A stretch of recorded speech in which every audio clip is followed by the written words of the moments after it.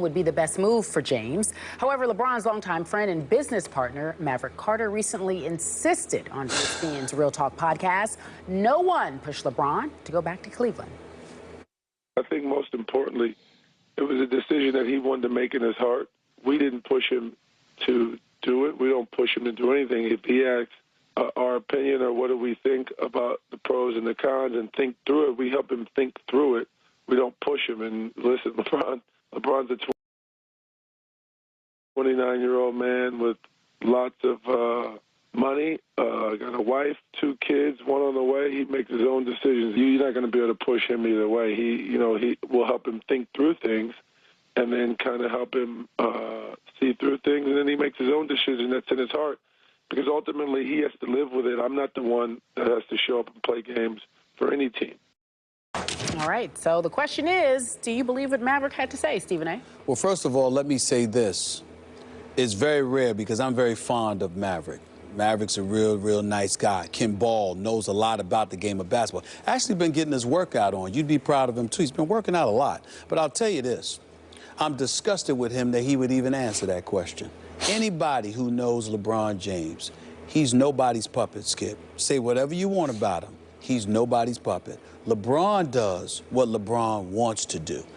Will he ask a question? Will he seek counsel? Sure, he will. But in the end, LeBron makes his own decision.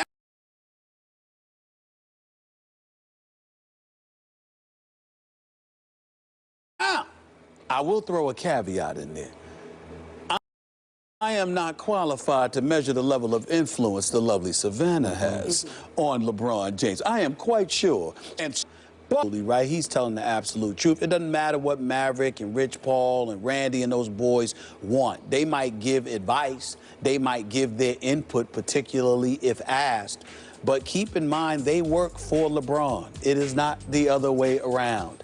And part of the reason they are as thorough as they are is because LeBron is as thorough as he is. And he is all about business. And in the end, nobody is going to tell him what to do. A matter of fact, if you want to get out of his inner circle, the best way to do it is by trying to tell him what to do, because then he'll push you out of his inner circle. This is how he operates. It's how he has always been. When he went to Miami years ago, regardless of what they tried to say last minute, wasn't no last minute. They knew they were going to do that months in advance. But here's what happened.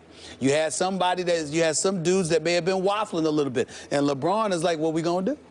This is what we said we're going to do. I'm here. I'm going to be a man of my word. This is what I told you I was going to do, and I'm going to do. That's how he operates. There is no puppeteering where LeBron James is concerned unless he's the one doing it to somebody else. It damn sure ain't being done to him. Okay, so help me out. I don't know Maverick. I don't know Randy. I don't know Rich. Yeah. How much does LeBron love those 3? Loves them to death. Like to death, right? You told me a couple weeks ago, you said it's way beyond even the Dwayne Wade friendship or relationship, absolutely, right? Absolutely. Dwayne Wade is very special to LeBron. He is not those 3 guys. Okay, so do I think that Maverick Carter ever once said, LeBron, you got to go home? No, I do not think he ever said that. Do I think there was some subtle pressure applied by all 3 of those men to LeBron? Yes, I do. And I'll tell you why. Help me out here. Maverick Carter established an office for his firm in what city? Cleveland. Cleveland. Rich Paul established his office in Cleveland. So I was told that in 4 years that those 2, quote unquote, lived in Miami. Not only did they have their offices, their home bases back home, but that they never once got Miami or state of Florida license tags. They always had Ohio tags on their cars. That qualifies to me as subtle pressure on the king to say, hey, God, we miss home. You don't think every once in a while those 3 said, man, I miss home. I miss the way that is. I miss the way that is. And you don't think there were subtle things about the Miami lifestyle that they got tired of, because everybody gets a little tired of this or that in Miami. Raising kids there, putting down roots there. Sometimes it's hard on some people because it's a great place to visit, but some people would not want to live there for various lifestyle reasons. Okay. Without getting into people's business, please understand that there are flights to Miami all the time. Rich and those dudes flew to Miami all the time. They didn't just stay there. That's a burden, they flew man. back. That's hard. It's not hard. It's not hard because there's home and then there's Miami. It ain't a burden for me not to visit Miami.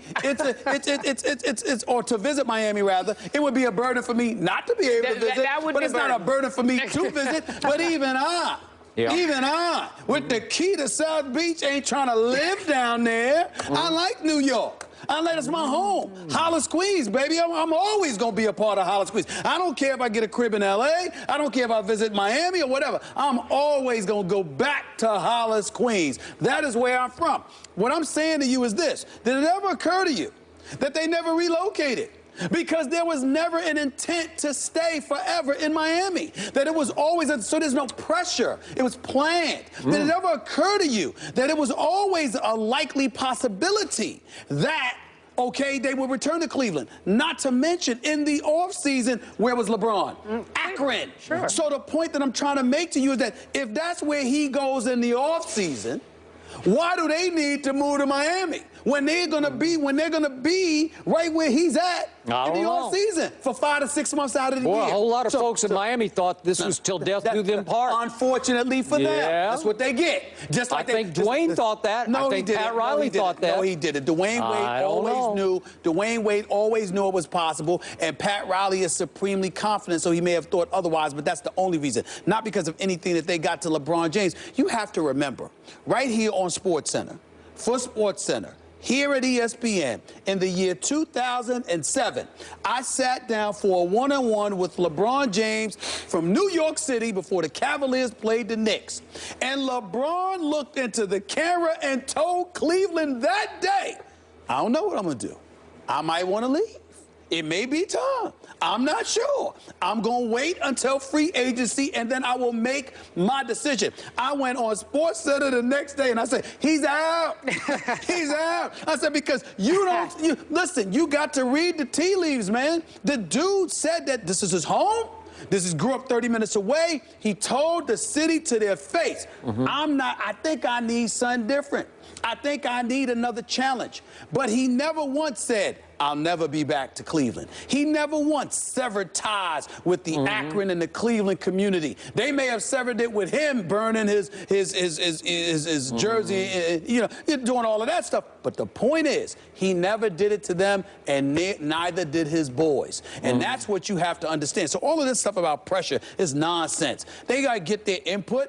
Ain't nobody pressuring LeBron. LeBron gonna do what he want to do. Okay, but in LeBron's heart of hearts, what?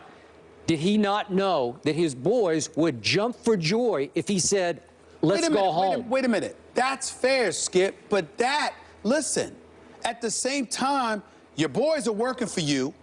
They're getting paid pretty well to do it. And oh, by the way, ain't nobody asking you to relocate to Miami. So what's the big deal? The point that I'm trying to make to you is don't come to me talking about they pressured him. They're not trying to pressure LeBron. They're his boys, and they want him to do what he believes is best for him. Because if LeBron ain't happy, do you really want to work for him?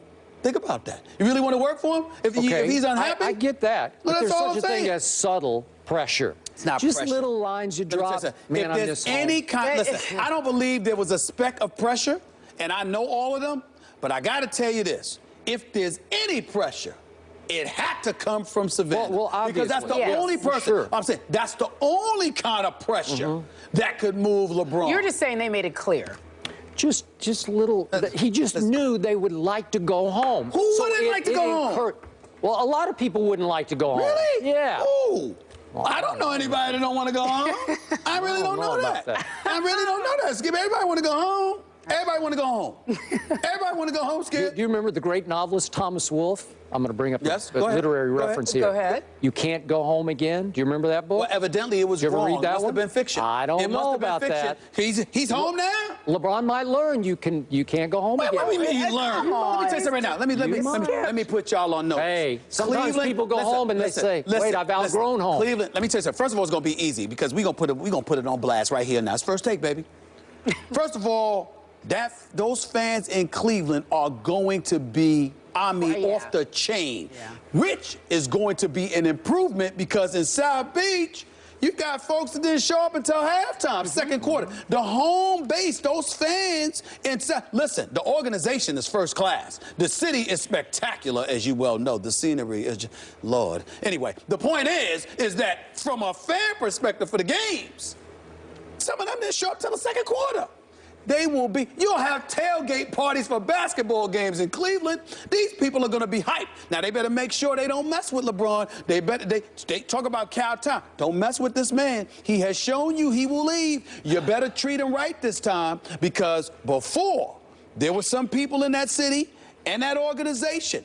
We don't talk about this much, but they didn't take care of him. Wait. You suggesting they need to now kiss his feet? Well, he's the GM. You said I'm saying to you, leave the man alone. Don't be talking behind his back. Don't be sitting there trying to sully his name. Don't be trying to character assassinate him. Don't be trying to do all of that stuff this time around. You better treat that man right. Alone. Am I right? He better leave all of them alone. That's what I'm saying. Better leave all of them alone. Okay. Remember back in the day, used to be like Roll Tide? Remember? Roll Tide. He set it up for me. That's my man. Please. Nick Saban. I love